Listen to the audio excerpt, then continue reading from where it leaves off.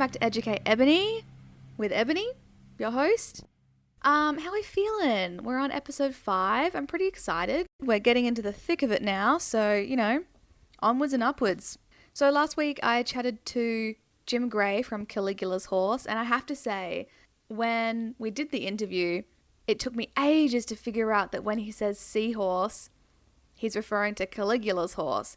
And midway through the interview, it just clicked with me, and I was like, oh, of course, that makes a lot of sense. And then, I forgot about it. And then I had to edit the interview, and I'm listening to it again being like, what the heck is seahorse? Was he in a previous band? What's going on there? And then it clicked again. So if you didn't realize, seahorse is Caligula's horse. Yeah. No, but the album he said to listen to was Watershed by Opeth. And as my first Opeth album, and I feel like I've said this about every single album so far this season, and you know what, probably for majority of them last season as well, but it was really cool.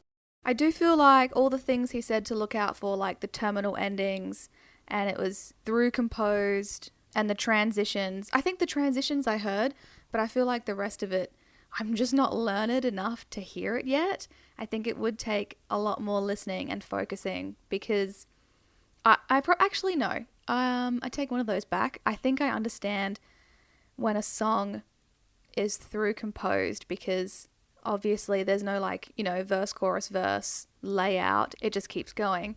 Because the only reason I feel like I understand that is because a song would end and I'd be like, oh, nice.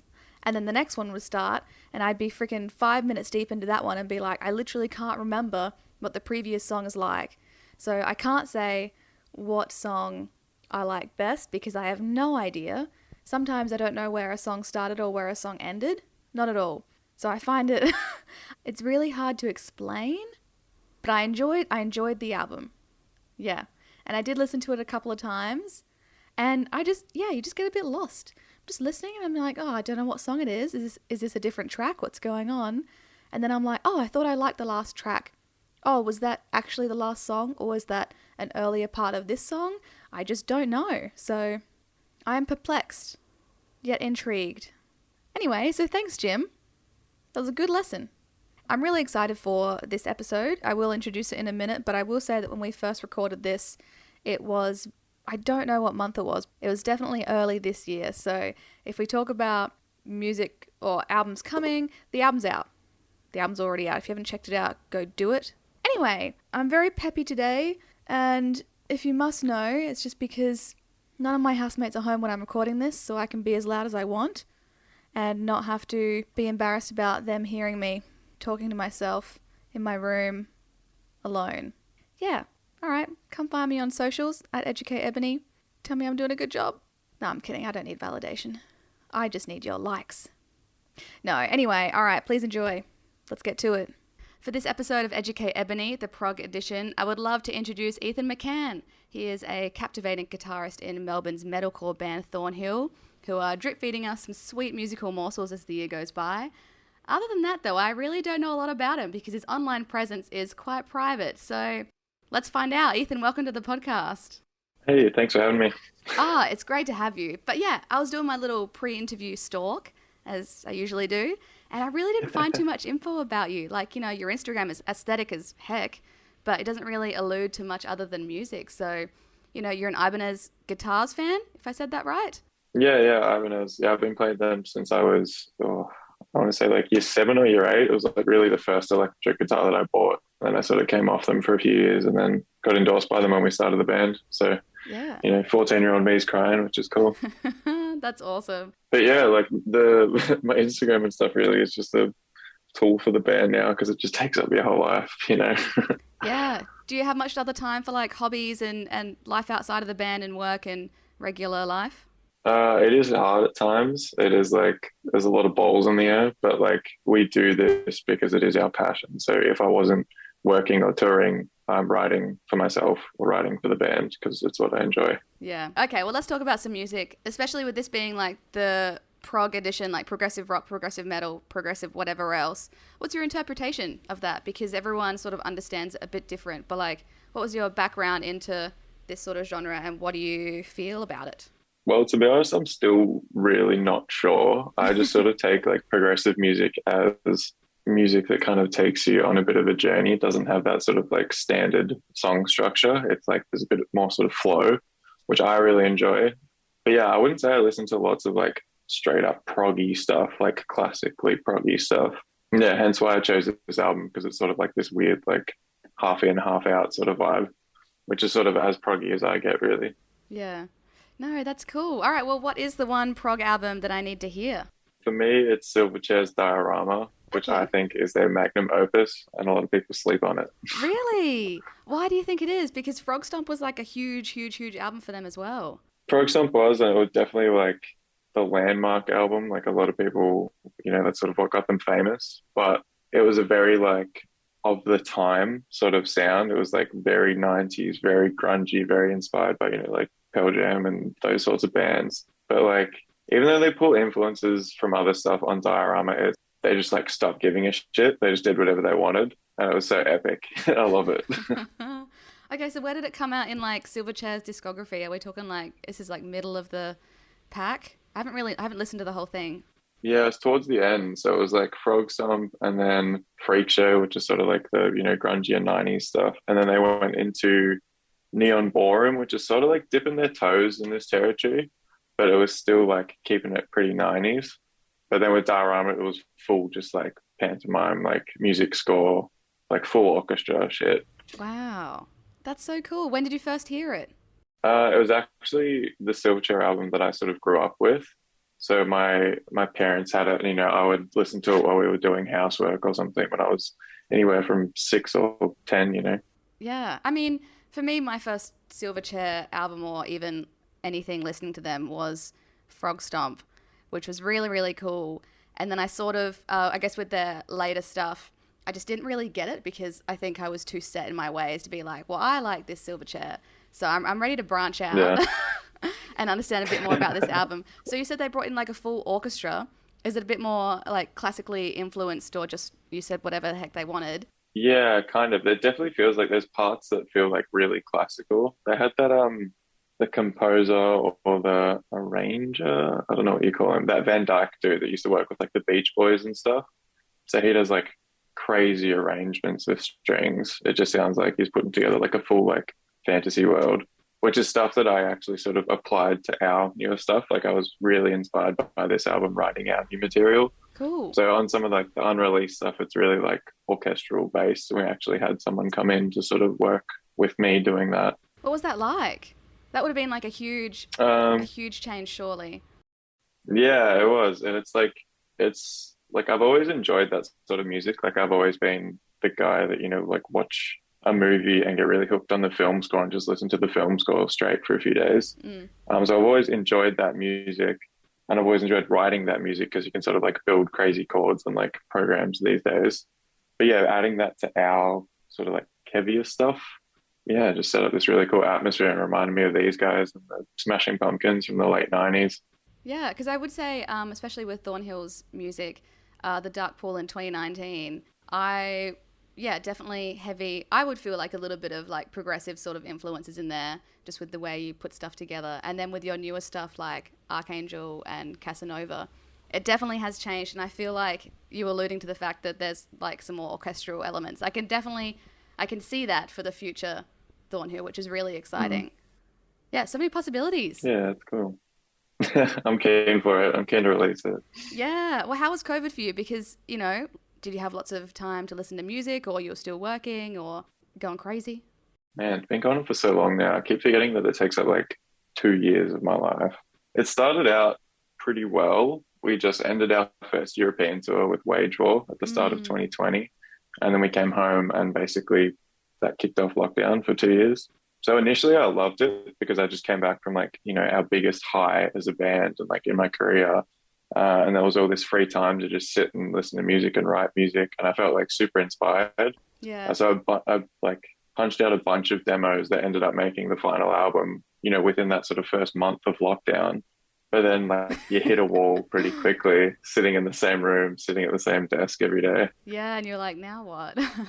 Yeah, pretty much. Like not being able to bounce off the boys like with ideas or just sort of get inspired by anything anymore. I was just kind of like, Yeah. And is that where Diorama came into it as well, with the being inspired by this album? Yeah, yeah, I definitely came back to this album a bit. I was already obsessed with like that sort of alt rock 90s era, sort of late 90s. And then I sort of forgot about this album, which I grew up with. So yeah, throughout that writing process, I sort of came back to it and forgot how good it was. Oh, so would you say that COVID made you realize how important it was to you? Yeah, for sure. That's really sweet. Something good to come out of the lockdowns and the isolation. Aw. Yeah. Well, aside from like, I guess the orchestral side of this album, is there another aspect that you really love that you reckon maybe people overlook? Because you did say people overlook it. So what about this album stands out to you? Yeah, for sure. I think the main thing that I sort of listen to in music and enjoy is like because I mainly just work with instrumentals myself, it's just like how my brain works. I can't do words. Mm. I really focus on like chord progressions and how a song, like sections of a song flow in and out of each other. Like I find those transitions to be like the most satisfying thing ever when a band can pull off, like awkward transitions or like sort of make it work. It's like really satisfying to me. So that's what they did with this album. That's why I think that's like a really proggy aspect, not just the unconventional song structure, but just like how they sort of like arrange it was really cool. Like, these sort of like cool drops into choruses where they sort of don't take the turn that you're expecting it to. I find it really cool. I love it. Yeah. What song really stands out to you that does that? Tuner in the Brine, probably. That's the one that's just like, that feels really progressive because it just makes its way through long. It feels like 4 or 5 different songs, but it's all still sort of cohesive. Wow. How many, I don't know, for me at least, being, I guess, non-musically based, I feel like I'd need to listen to it many, many times to be able to hear what you hear. How many times do you usually put on an album or a song until you're like, got it, yes, I hear what you're doing and I like it? It really depends. It's like sometimes it takes ages for me to like shake bands because I'm stubborn and I feel like I know what I like. And then I'll listen to, like one song that sort of gets stuck in my head for a little while and a little bit more, and then I'll just get obsessed with that band. So it can take anywhere from like first listen to like the 30th listen. I remember our drummer, Ben, was trying to get me onto Deftones since like year 12, since like 2015. And I'm like, nah, man, this sucks. This is so boring. And then it's like 3 years later, I'm in lockdown. Wow. So you really persist. All those wasted years. Yeah. Yeah. I mean, it's great that you do like knuckle down and be like, okay, I'll keep trying, because that's more than I can say for myself, definitely. Yeah. I don't give a lot of bands sort of that much time. So usually I'll just make the call earlier. And be like, no, I've had enough. Not today. Yeah. Going back to Diorama by Silverchair. That's what I like. Well, then, did they follow it up? What was their next album like? The next album wasn't really my cup of tea. That was their last album as a group, that Young Modern one. Oh, right. It was still cool. It was like that Straight Line single that everybody knows. But yeah, it was just a bit more sort of like poppy, sort of like modern Beatles inspired, which is cool. Like I love the Beatles. But I think this was like how people think of Frog Stomp. It's like, this is my Silverchair. I like this Silverchair. Yeah. And then when they didn't do that, I'm like, which is rich coming from a guy that's like releasing music, because I hate people like that. Releasing music today? No. Oh, sorry. I thought you meant like, but by the time this comes out, it'll be old news anyway. But in terms of being a mainstream band, being considered a mainstream band with Silverchair, do you wish that they had stayed more underground and like done this sort of music that they did on Diorama? Because then I guess it would have exploded.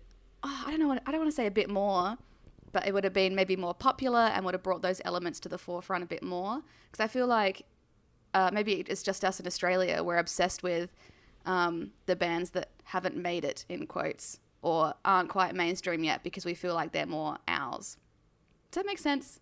Yeah, I get you. I feel like not necessarily, because by the time that they released this album, they were sort of already at their like peak. Like they were really as popular as they were going to get. But yeah, I don't think it would have like sort of altered it for me, because like so many people hated this album. I think because it was so left of that initial direction, they actually lost like a lot of their fans. And it seems to, like, from the research that I've done of like interviews and forums and stuff, this was like a massive sleeper. Like people came back to it 10 years later when the band wasn't even a thing, And they're like, oh, this is actually sick. But like nobody realized at the time. Wow.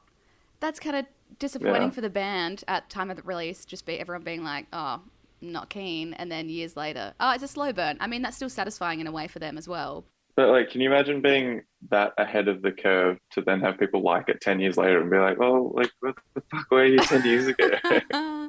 Yeah. Like I was actually listening to that Who is Daniel John's podcast on Spotify, where he does this like I think it's like a 6-piece interview or something, and it's just about sort of his history and what he's up to now. It was really cool. But there's even a segment on after the band split, and even the manager now says that like Diorama is the album that like people talk about most these days. Yeah, Wow. which is weird.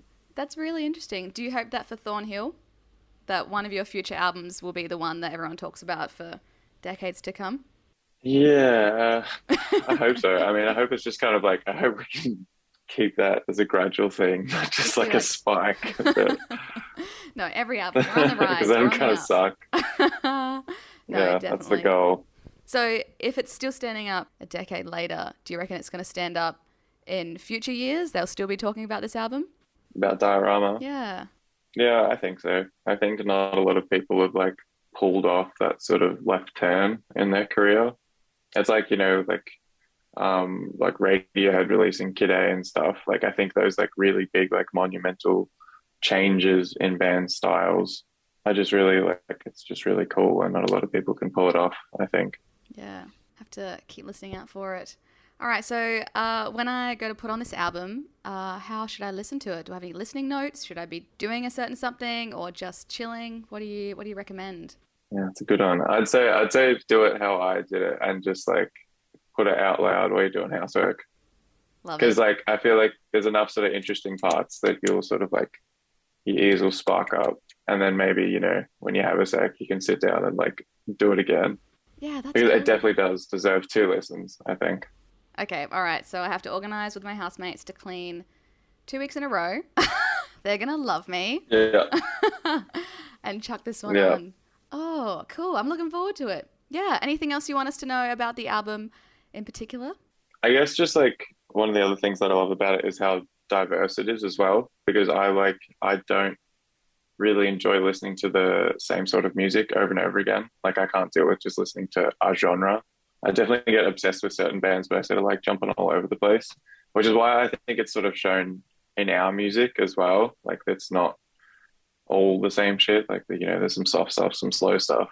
Um, but that's one of the things that I think these guys pull off really well, like going between like completely different sort of genres and vibes and styles, yet making this full body of work still like super cohesive. I always find that like super impressive.